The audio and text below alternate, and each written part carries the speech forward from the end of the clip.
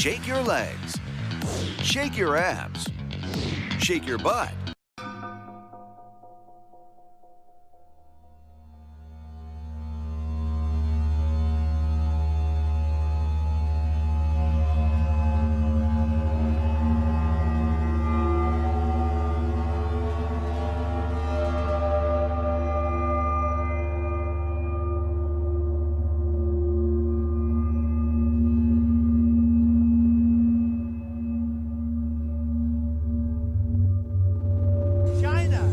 Start an investigation into the Bidens, because what happened in China is just about as bad as what happened with Ukraine. So I would say that President Zelensky, if it were me, I would recommend that they start an investigation into the Bidens.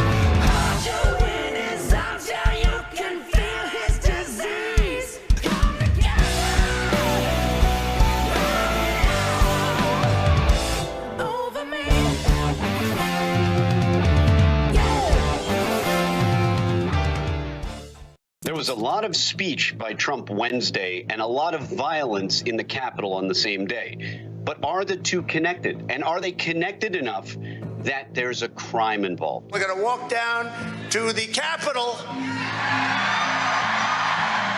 and we're going to cheer on our brave senators and congressmen and women. And we're probably not going to be cheering so much for some of them, because you'll never take back our country with weakness. You have to show strength and you have to be strong. The images are no less shocking, even with the passing of time. New videos now emerged of the chaos and the violence. The mob turning on police and spraying them with mace. This officer was trapped, pinned by a metal door and screaming for help that didn't come. Anger at Donald Trump, accused of inciting this, is growing all the time. Twitter, his megaphone of choice, has permanently suspended his account, a move which is causing even greater divisions. Sculpt your body, tighten your abs, work on your arms, tone your legs, and lift up your buttocks all at the same time. You've been critical of Trump from the start, from the campaign, and for all, in my view, the right reasons. You watched your fellow Republicans, people you knew, people you'd worked with, cozy up to him, refuse to condemn him, thinking, you know, they'd get away with it, they'd get his support. Do you feel like that dynamic has broken? Do they realize that, in a sense, they caused, they encouraged at least this wildness to grow and grow? They did, and that's why I can no longer call myself a fellow Republican. You know, I'm not a fellow of anything right now. I'm just a citizen who has voted Republican, voted Democrat throughout my entire career. And right now, I'm just watching my country and not concerned with parties. And so I do not know how he was able to attract all of these people. They should have known better. But they were so taken by their political standing and how none of them wanted to put themselves at political risk. They would not stand up and tell the truth, or stand up and criticize him, or criticize others. And that's what we need. We need people who will speak the truth, who remember that they are here for our fellow citizens. They are here for our country. They are not here simply to be reelected again. Come on, guys, you can make it in private life if you don't get reelected. But right now, we need you to be real Americans who we can trust, who will tell the truth, who will argue on the basis of facts and not just argue on the basis of what their primary looks like. And extremely effective.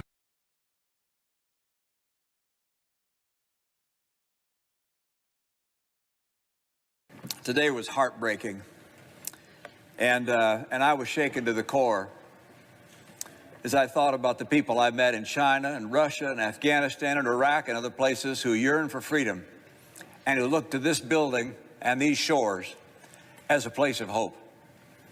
And I saw the images being broadcast around the world, and it breaks my heart. I have 25 grandchildren. Many of them were watching TV, thinking about this building, whether their grandpa was okay. I knew I was okay. I must tell you as well, I was proud to serve with these men and women. This is an extraordinary group of people. I'm proud to be a member of the United States Senate and meet with people of integrity as we do here today. Now we gather due to a selfish man's injured pride and the outrage of supporters who he has deliberately misinformed for the past 2 months and stirred to action this very morning. What happened here today was an insurrection incited by the President of the United States. Those who choose to continue to support his dangerous gambit by objecting to the results of a legitimate democratic election will forever be seen as being complicit in an unprecedented attack against our democracy. Fairly or not, they'll be remembered for their role in this shameful episode in American history. That will be their legacy. I salute Senator Langford and Loeffler and Braun and Daines, and I'm sure others, who in the light of today's outrage have withdrawn their objection. For any who remain insistent on an audit in order to satisfy the many people who believe that the election was stolen, I'd offer this perspective. No congressional audit is ever going to convince these voters, particularly when the president will continue to say that the election was stolen. The best way we can show respect for the voters who are upset is by telling them the truth.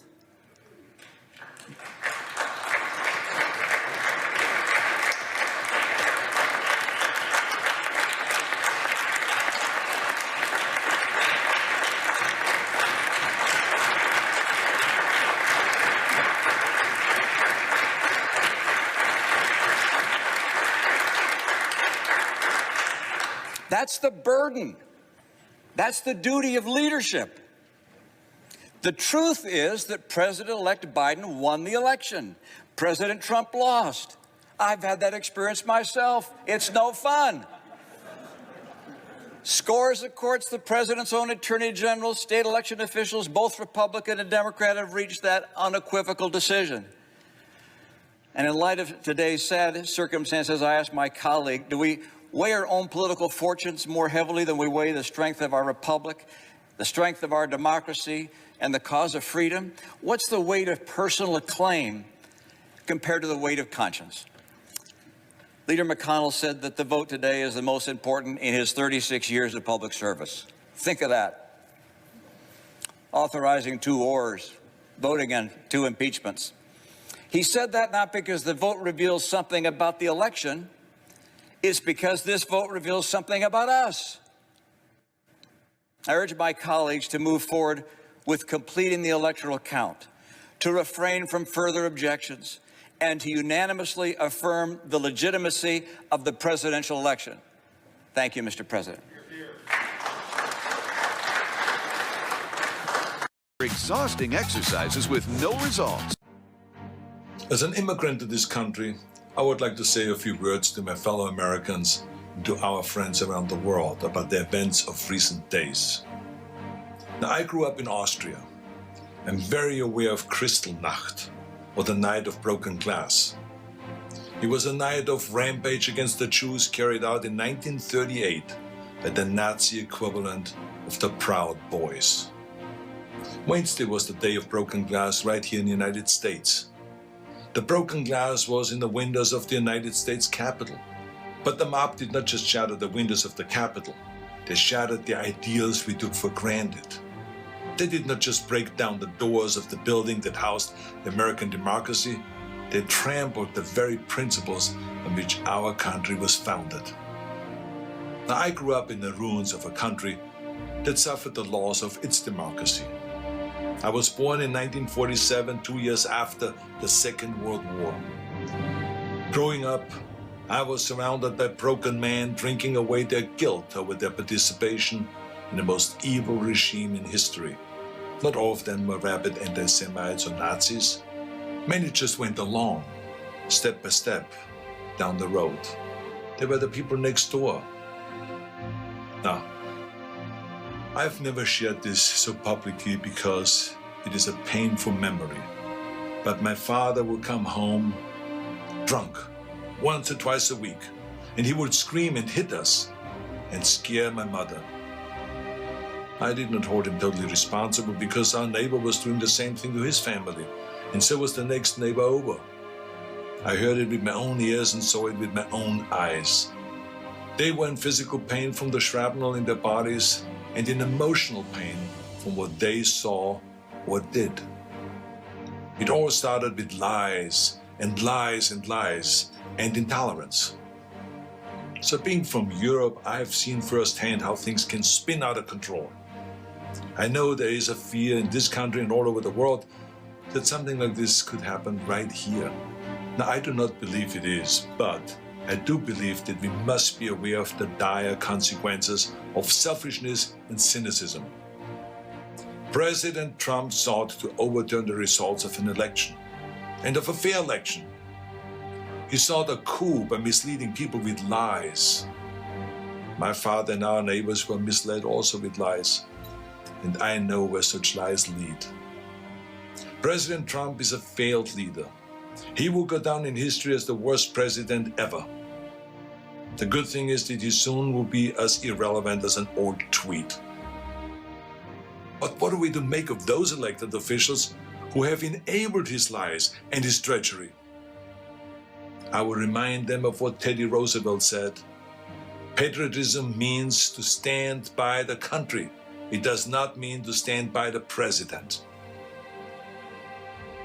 Now, John F. Kennedy wrote a book called Profiles in Courage. A number of members of my own party, because of their own spinelessness, would never see their names in such a book, I guarantee you. They're complicit with those who carried the flag of self-righteous insurrection into the Capitol. But it did not work. Our democracy held firm. Within hours, the Senate and the House of Representatives were doing the people's business and certifying the election of President-elect Biden. What a great display of democracy. I grew up Catholic. I went to church, to Catholic school. I learned the Bible and my catechism and all of this. And from those days, I remember a phrase that is relevant today: a servant's heart. It means serving something larger than yourself. See, what we need right now from our elected representatives is a public servant's heart. We need public servants that serve something larger than their own power or their own party. We need public servants who will serve higher ideals, the ideals in which this country was founded, the ideals that other countries look up to. Now, over the past few days, friends from all over the world have been calling me distraught and worried about us as a nation. One woman was in tears about America, wonderful tears of idealism about what America should be. Those tears should remind us of what America means to the world. Now, I've told everyone who has called that as heartbreaking as all of this is, America will come back from these dark days and shine our lights once again. Now, you see this sword? This is the Conan sword. Now, here's the thing about swords. The more you temper a sword, the stronger it becomes. The more you pound it with a hammer and then heat it in the fire and then thrust it into the cold water and then pound it again and plunge it into the fire and into the water, the more often you do that, the stronger it becomes.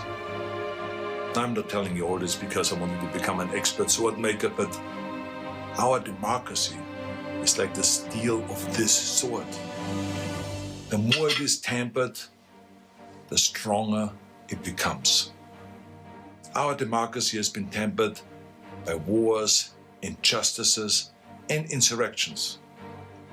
I believe, as shaken as we are by the events of recent days, we will come out stronger because we now understand what can be lost. We need reforms, of course, so that this never ever happens again. We need to hold accountable the people that brought us to this unforgivable point. And we need to look past ourselves, our parties and disagreements, and put our democracy first. And we need to heal together from the drama of what has just happened. We need to heal not as Republicans or as Democrats, but as Americans. Now, to begin this process, no matter what your political affiliation is, I ask you to join me in saying to President-elect Biden, President-elect Biden, we wish you great success as our president. If you succeed, our nation succeeds. We support you with all our hearts as you seek to bring us together. And to those who think they can overturn the United States Constitution, know this: you will never win. President-elect Biden, we stand with you today, tomorrow, and forever in defense of our democracy from those who would threaten it. May God bless all of you, and may God bless America. Shake up your entire body to a slim, firm, and sexy